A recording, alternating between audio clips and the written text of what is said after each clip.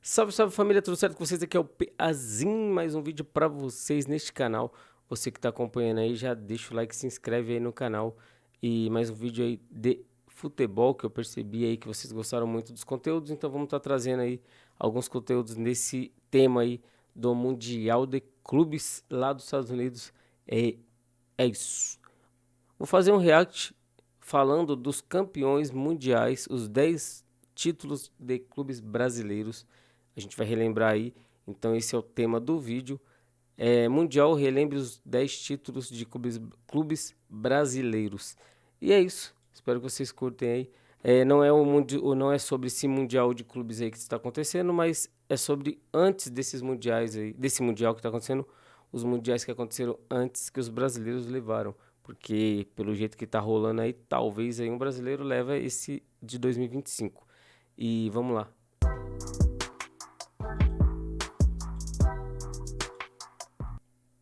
O Botafogo foi eliminado do Intercontinental e perdeu a chance de ser campeão, mas nesse vídeo a gente vai fazer um resumão de todas as vezes que um clube brasileiro foi campeão do Mundial. Não tem melhor.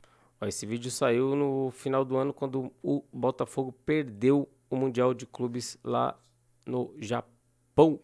Melhor lugar pra gente começar essa viagem através da história, voltando pros anos 60, na primeira vez que um clube brasileiro disputou um Mundial. Anos 60? Mas o primeiro Mundial não foi do Palmeiras em 51? Ou eu tô enganado? Ah, é verdade, o Palmeiras não tem Mundial. No caso, naquela época ainda, a Copa Intercontinental. Esse torneio era disputado entre os vencedores da Libertadores e da Champions League na época. Começando lá em 1960, né, quando Real Madrid e Peñarol... Vamos repetir aqui. Libertadores e da Champions League na época. Começando lá em 1960, né, quando Real... Só pra afirmar, palmeirense que tá vendo o vídeo, presta atenção, hein?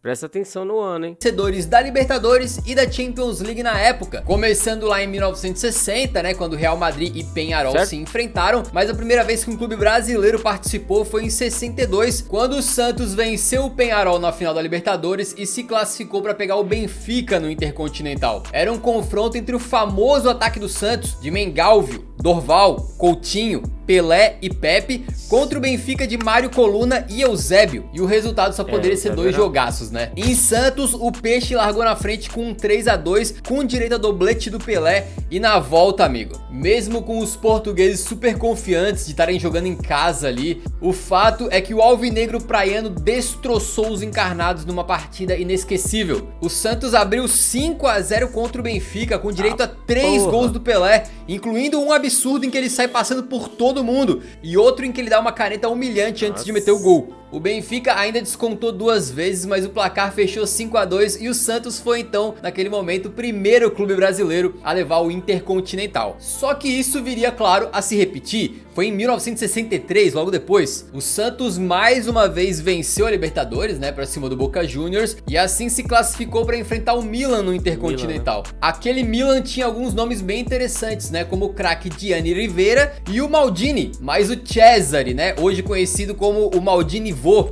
enquanto do lado santista a base era a mesma que tinha vencido o Benfica no ano anterior. Lá no San Siro teve, claro, um golaço do Pelé, que depois também marcou de pênalti, mas foi o Rossoneiro que venceu por 4-2 e ficou perto da taça. Não bastasse a vantagem, o jogo de volta na Baixada Santista tinha um pequeno problema. Pelé se machucou e ficou fora do confronto. Assim, o Milan abriu e ampliou o placar, indo pro intervalo com a mão, o pé e a cabeça na taça, até que nos... Tá, porra, os caras abriu 4-2, mas 5-2 de vantagem, mano. No segundo tempo surgiu ali o time da virada. O canhão da Vila, Pepe, comandou a remontada com golaços de falta. O Santos devolveu o 4-2 e forçou a disputa para um terceiro jogo de desempate. Esse jogo foi muito menos movimentado e teve até o Cesare Maldini expulso, mas num pênalti que o goleiro tentou se adiantar até a risca da pequena área. Os tempos de fato eram outros, né? O cara tá quase no meio campo, mano. O Dalmo converteu, marcou o único gol do 1-0 e consagrou o Santos como bicampeão mundial. Curso gratuito de inteligência emocional para você que quer acelerar os seus resultados profissionais. Obrigado.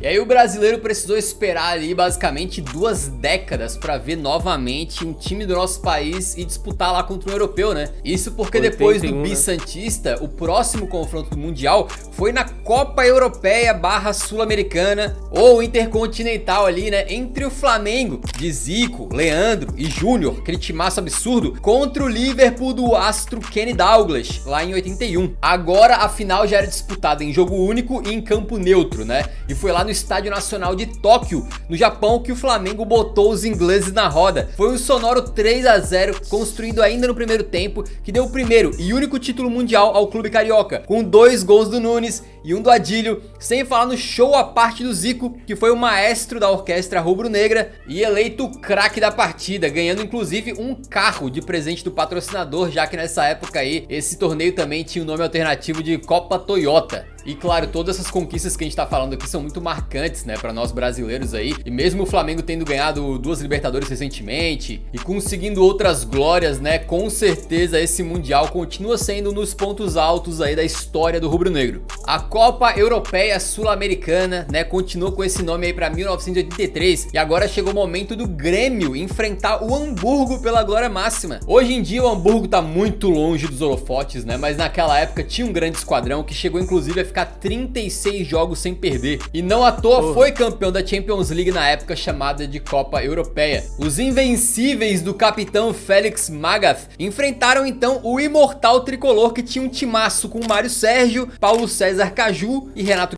Eita porra, que cara bonito, mano, olha isso. Cadê? Que tinha um timaço com Mário Sérgio, Paulo César... Olha isso, mano. Parece o Amaral, mano, do Corinthians. Tá ligado, do Amaral? O cara é galã, mano. Não sei como ele conseguia jogar com tanta beleza assim. Caju e Renato Gaúcho. E é inclusive dos pés dessa última dupla aí que o placar é aberto, no lançamento do Caju pro Renate, que carregou, fez uma jogadaça driblando 2 vezes o jogador adversário ali, antes de marcar o seu gol. Uma pintura, e não seria a única. Isso porque depois o Schroeder empata no finalzinho, mas na prorrogação de novo brilha a estrela do Renato, que mais uma vez com um corte safado no marcador faz o 2-1, que então garantiu ao Grêmio o seu primeiro e até hoje único título mundial da história.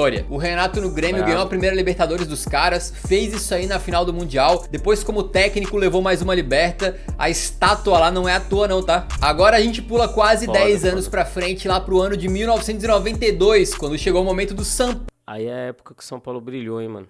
São Paulo ganhou logo 2 mundiais seguidos, hein. Primeira vez que aconteceu, não, o Santos também tinha ganhado, então não foi a primeira vez que aconteceu, mas algo bem difícil, hein. Que aqui o campeonato, o futebol já tava num nível um pouco mais pra cima aí, né? Paulo enfrentar o Barcelona. E curiosamente hoje são 2 equipes que a gente associa muito, né, a títulos continentais aí. Mas naquela época ambos estavam indo se enfrentar depois de terem vencido pela primeira vez. Exatamente em 1991-92 é quando o Barcelona conquista sua primeira Copa Europeia, e em 92 também foi a primeira Libertadores do São Paulo. Então de um lado a gente tinha o Barça histórico do Koeman, do Guardiola, do Laudrup, do Stoichkov, treinado simplesmente por Johan Cruyff, contra o tricolor paulista de Cafu, Miller e Toninho Cerezo, liderados pelo craque Raí e comandados pelo Tele Santana. Cara, só olhando pelos nomes assim, acho que dá pra cravar que foi um dos maiores confrontos da história do futebol intercontinental. Quem abre o placar é a estrela búlgara Stoichkov num lindo tapa de canhota, mas logo depois o Miller entorta o marcador e cruza pro Raí empatar, no que ele mesmo depois cobra uma falta marota no ângulo pra garantir o primeiro título mundial do São Paulo. Raí é brabo hoje, era brabo naquela época, e o Guardiola perdeu isso aí jogando pelo Barça e não esqueceu, tá? Certa vez ele disse o seguinte: não tivemos nenhuma ação para competir com eles, quanto mais para ganhar. O São Paulo dominou o mundo. E o Guardiola tava certíssimo, porque o torcedor são paulino mal teve tempo de saborear e um ano depois já tava lá pronto para ganhar mais uma vez. Dessa vez defendendo a sua dominação mundial contra o Milan e sem o Raí, que tinha saído pro PSG. Só que o curioso desse título do São Paulo é que eles enfrentavam um Milan que não tinha sido campeão da Champions, tá? Quem foi campeão europeu em 93 foi o Olympique de Marselha. Só que que, como a gente já explicou aqui no canal, inclusive, eles protagonizaram ali um escândalo de corrupção no futebol e uma das punições foi não poder jogar esse Mundial. Então o vice daquela Champions foi no lugar do Marselha. E assim, era um Milan que tinha Baresi, tinha Maldini e companhia ali indo em busca do seu quarto Mundial. Eles começaram atacando e quase meteram um gol antológico com o Massaro, mas quem abriu o placar foi o tricolor, com o Palhinha completando ali depois da assistência do Cafu. E era só uma palhinha do que seria esse jogo, porque depois aí no segundo tempo o Massaro empata, o Toninho Cerezo coloca o São Paulo de novo na frente, e aí o Papan não quis saber desse papo e empatou tudo de novo. E o jogo que caminhava para o empate foi definido num... Esse trocadilho tá pesado, hein?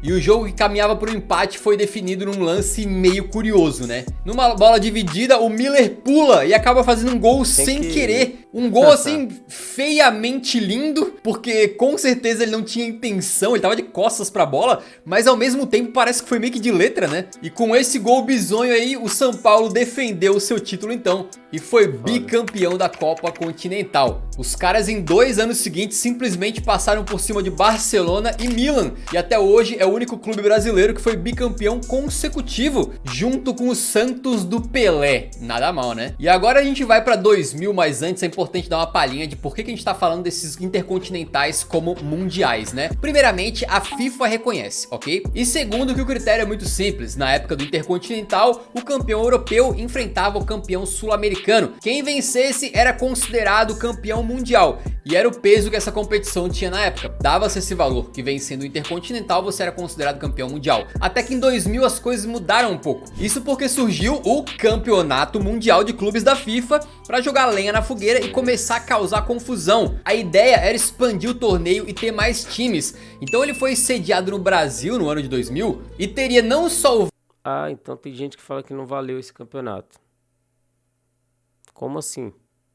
Tá aqui, ó, 10 títulos de clubes brasileiros, tal do Corinthians aqui, hein?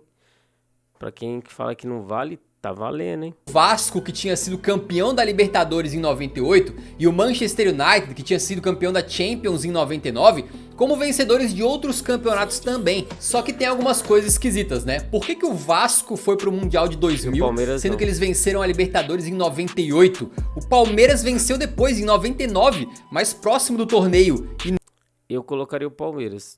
Foi estranho isso daí. não participou. Ninguém sabe e não houve uma explicação assim 100% oficial, mas o fato é que a FIFA tomou essa decisão de incluir o Vasco poucos dias antes da final da Libertadores em que o Palmeiras estava jogando. Além desses clubes, também participou o Real Madrid como convidado e o Corinthians como campeão do Brasileirão de 98, mas nesse caso não deu confusão porque eles também ganharam em 99. Os clubes participaram de uma fase de grupos e o Corinthians liderou o seu, contando com um empate de 2-2 contra o Real Madrid. 2 gols de Anelka para um lado e o Edilson humilhando os caras do outro lado.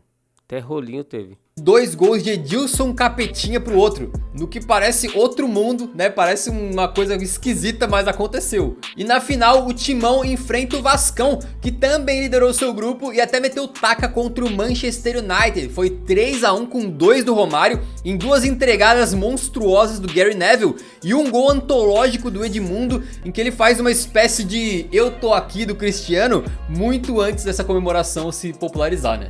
E a grande final desse novo Mundial de Clubes da FIFA então foi entre Corinthians e Vasco. Pela primeira vez a decisão não tinha um clube europeu. E depois de um 0-0 foi para os pênaltis e o Corinthians acabou sendo então campeão mundial, com o asterisco de que eles nunca tinham ganhado naquela época a Libertadores. Bizarrices que a FIFA adora proporcionar. Inclusive a coisa fica pior, né? Porque o Mundial seguinte foi cancelado. Então a gente teve a seguinte situação: um Corinthians que não foi campeão da Libertadores foi pro Mundial e ganhou, e o Palmeiras, que venceu a Libertadores em 99, simplesmente não participou do Mundial. Outra coisa bizarra é que esse Mundial de Clubes foi criado em 2000, criou uma baita confusão ali, foi cancelado por alguns anos e só voltou em 2005, agora unido com o Intercontinental, que jamais tinha parado. Ou seja, por um período a gente teve tanto o Campeonato Mundial de Clubes quanto o Intercontinental rolando. O que vai acontecer agora de novo, sinceramente dava pra fazer um vídeo só sobre coisas esquisitas que não fazem sentido, bizarrices de toda essa questão do Intercontinental, Mundial e por aí vai. Mas agora em 2005 o formato voltou ao mata-mata mais tradicional, com o campeão da Champions, o Liverpool, e o campeão da Libertadores, o São Paulo, entrando direto direto nas semifinais. Os Reds chegavam para disputar aquele Mundial depois de terem conseguido a Champions no famoso Milagre de Istambul, e tinha um time ali com estrelas como Xabi Alonso e Steven Gerrard. Já o São Paulo contava com ótimo... Mano, esse time do Liverpool era muito bom, mano. Você é louco. Mas o São Paulo tava com o time acertadinho ali, ó. Cravado.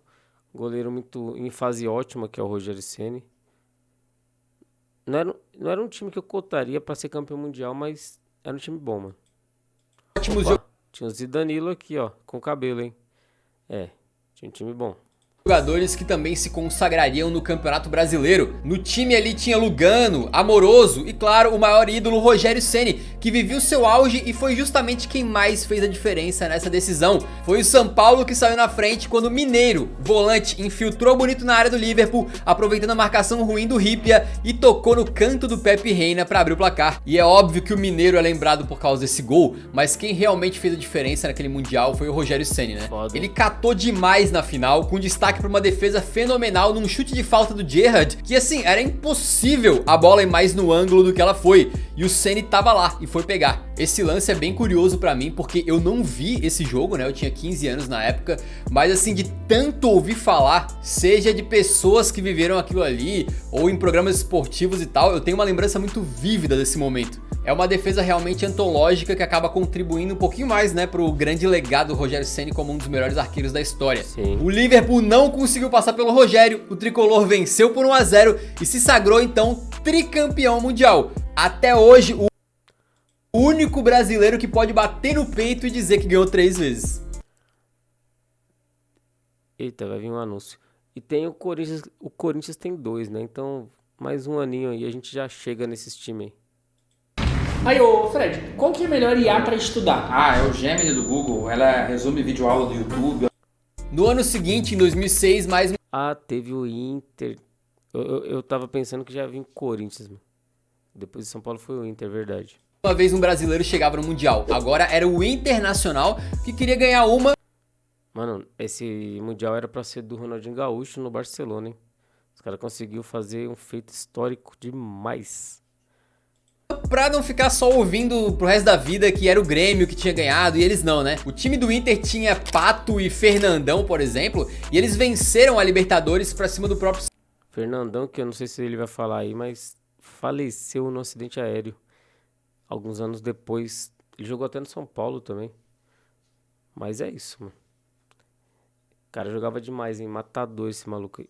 São Paulo, e agora encarariam o Barcelona de Iniesta, Deco, Ronaldinho e companhia, no que parecia um confronto ali muito difícil de se ganhar, cara. Porque assim, em vários confrontos que a gente falou aqui, se tu olhar as escalações, pô, o São Paulo de 92 dava pau a pau com o Barcelona, o Santos, lá na década de 60, era muito superior ao Benfica, mas nessa época aqui a gente tava começando a ver a balança pendendo mais pro lado dos europeus. O caldo tava começando a engrossar e não acredito que o otimismo era tão grande pro Inter conseguir vencer o Barcelona. A disparidade era considerada enorme. O Inter vencer já era mais ou menos aquela de só acredito vendo, eu vendo, não acredito. Não acredito. Mas faltou avisar isso pro contestado Adriano Gabiru. Ele entrou na partida no lugar do ídolo Fernandão e, pra surpresa de muitos, entrou na área, deixou o Belete estatelado no chão e fez o gol que sagrou o Internacional, honrando de uma vez por todas o nome do clube, né?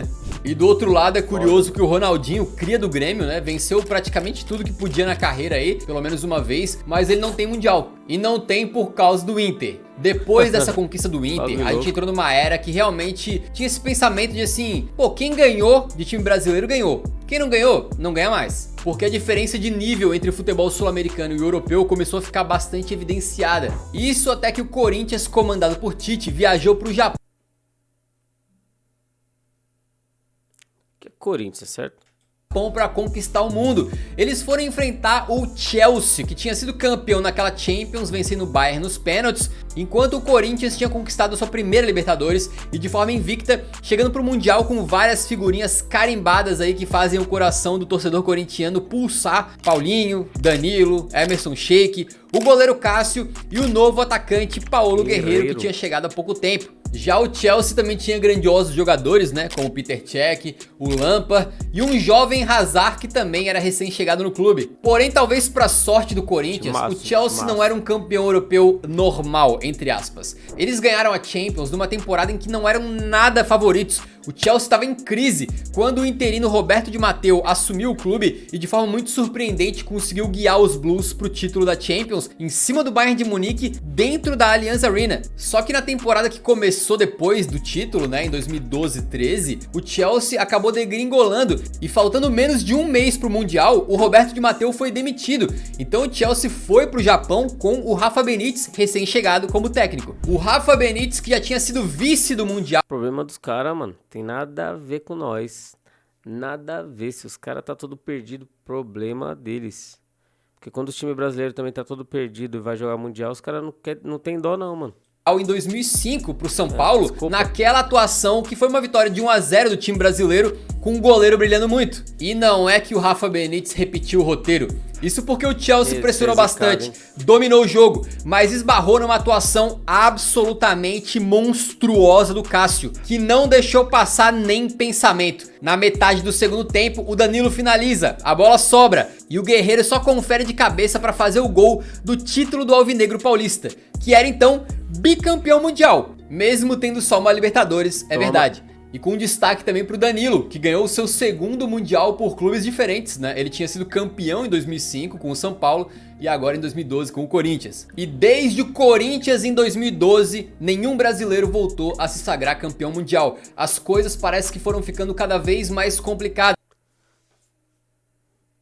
A verdade é que esse ano aqui, pelo que eu tô vendo do Mundial de Clubes da FIFA que eles estão fazendo, e começa a clarear um pouco mais a chance dos brasileiros ganhar, certo? Porque tá mais nivelado do que eu pensava.